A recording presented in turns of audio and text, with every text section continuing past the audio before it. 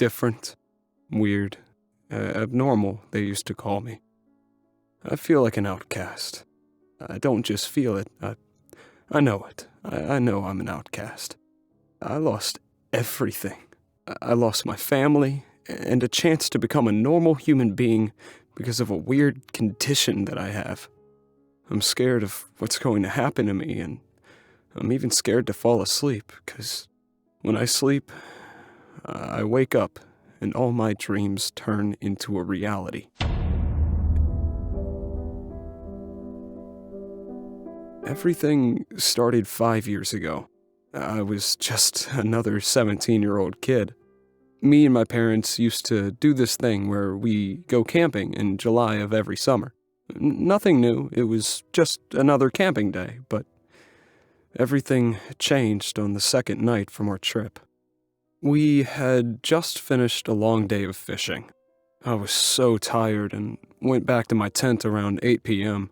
I closed my eyes, and when I opened my eyes, I saw a horrible dream. I saw me and my parents on my dad's green Jeep going up a rocky mountain to go through a bridge that will later take us to the highway. We have been through the same road for years and years. The only difference is that this time it was super windy and rainy outside. Next thing I know, a white Toyota comes rushing from the back. My dad panicked and took an aggressive turn. We go into free fall, our car rolled over a few times, and then everything went black. I open my eyes and find myself in the emergency room, where the doctors are telling me that my parents are dead. I couldn't believe it. I refused to believe it. Then I woke up. It was all just a dream, I thought.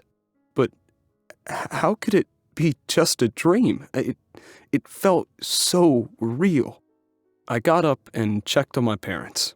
They were fine, safe and sound. I took a deep breath and tried to go back to sleep. The next night was our last night camping. My dad started packing and told me to do the same and get ready to come back home. It was a rainy, stormy night, just like in my dream. I told my father I had a bad feeling and we shouldn't go up to the mountains tonight. For some reason, I felt like the dream I had last night would actually come true. I told my father again and again that something bad was going to happen if we go up that mountain tonight. Of course, he ignored me and asked me to start packing again, but this time with a more aggressive tone. I didn't argue. I packed my bags and I could feel the tears running down my eyes. Something felt off. I knew something bad was going to happen, but there's nothing I could do about it. We carried our heavy bags on our shoulders. My dad was driving and my mom on the passenger seat. My dad was wearing the exact green jacket I saw him wearing in my dream, and my mom was reading a book. I started taking deep breaths and convincing myself it's just a coincidence. I convinced myself that what I saw in my dream is not going to happen. But it happened.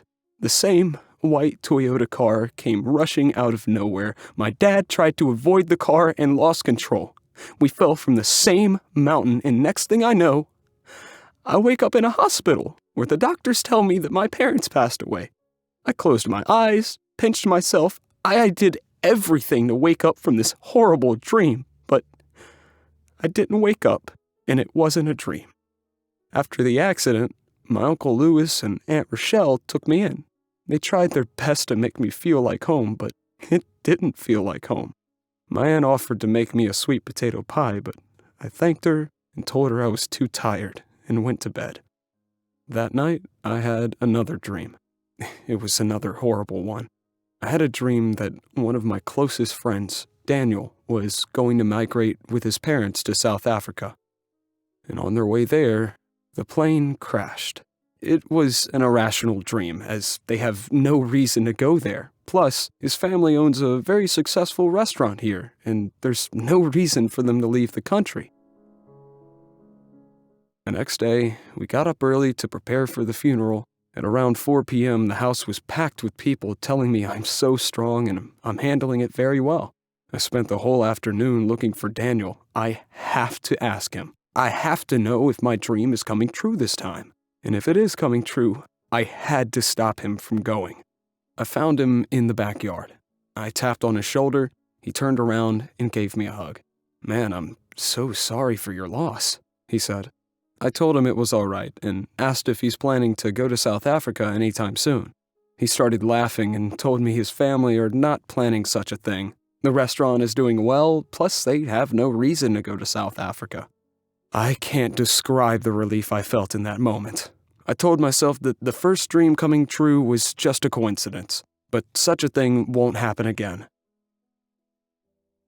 The next day, I woke up to the sound of my phone buzzing.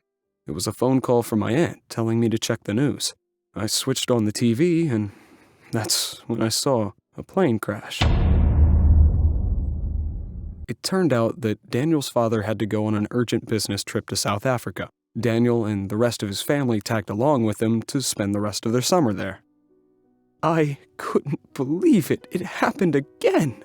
I turned my laptop on and Googled my condition, going through random websites trying to find an answer, but I found nothing. Am I a psychic? Am I hallucinating? I don't know. Is it possible that I'm the first one to ever go through a condition like this? Maybe.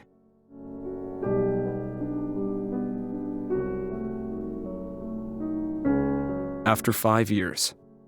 Years went by, and every time I get closer to anyone, I start seeing them in my dreams, losing their life. It's a curse.